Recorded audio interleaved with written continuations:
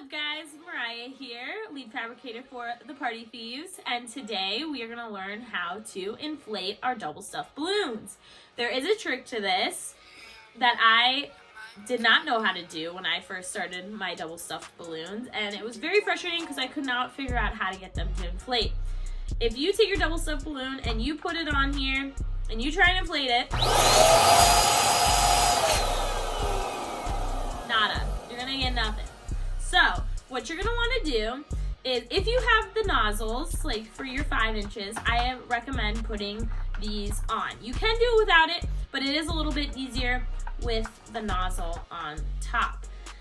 So the reason that the double stuffed balloons are a little bit harder to inflate is because you have 2 balloons, and it is a little bit harder for the air to get through the neck of the balloon into the main part.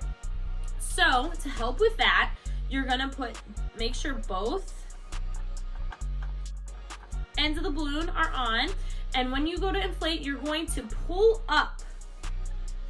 That way the air can enter through both necks and into both main parts of the balloons, like so.